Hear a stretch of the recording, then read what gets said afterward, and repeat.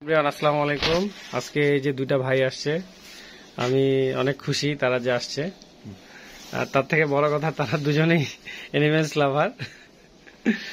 আর রোমানের wife যদি আসতো তাহলে তো পাগল হয়ে যেত। অনেক হ্যাপি হইতো। আরেকদিন নিয়ে আসিও। হ্যাঁ ইনশাআল্লাহ।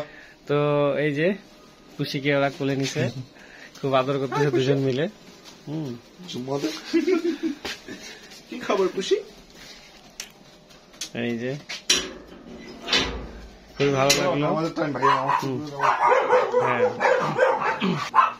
তো কেমন লাগলো খামারে, তুমি আগে বলো। আলহামদুলিল্লাহ ভাই, অনেক সুন্দর করছেন। আরো বড় হোক আপনার খামার, খুব ভালো লাগলো। আসে ইনশাআল্লাহ আমরাও চেষ্টা করবো, আমাদেরকে একটু গাইডলাইন দিয়েন, এই আর কি, আমাদের দেখিয়েন ভাইয়া। আচ্ছা আচ্ছা, অশেষ ধন্যবাদ। আর কি তোমার কেমন লাগলো বলো। সোহাগ ভাই মানে দিনাজপুরে কুকুরের একটি সুন্দর খামার তৈরি করেছে সোহাগ ভাই।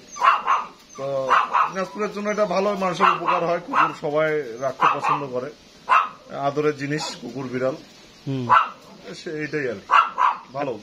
তুমি যে নিবা এটা কিছু বলো। আমি হরিণ ভালো লাগছে, কুকুর নেওয়ার আর হরিণ নেওয়ার চিন্তা, হরিণের খামার করার ইচ্ছা আছে। থ্যাংক ইউ, অশেষ ধন্যবাদ যে এত সুন্দর একটা পরিকল্পনা। হরিণের খামার দিনাজপুরে নাই বললেই চলে, আছে কারো তো করো, দোয়া থাকলো।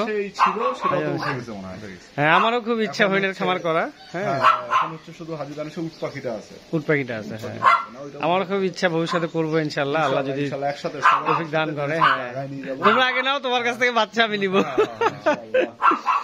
তো থ্যাংক ইউ সো মাচ, দোয়া করবা আমার এই ডগ হাউসের জন্য। তোমাদের জন্য অনেক ভালোবাসা থাকলো, দোয়া থাকলো।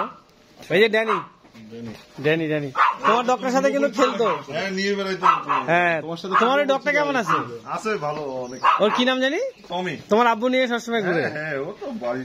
হ্যাঁ, এই যে, তো সকালে দোয়া করবেন। ওকে, আল্লাহ হাফেজ, আসসালামু আলাইকুম ওয়া রাহমাতুল্লাহি ওয়া বারাকাতুহু।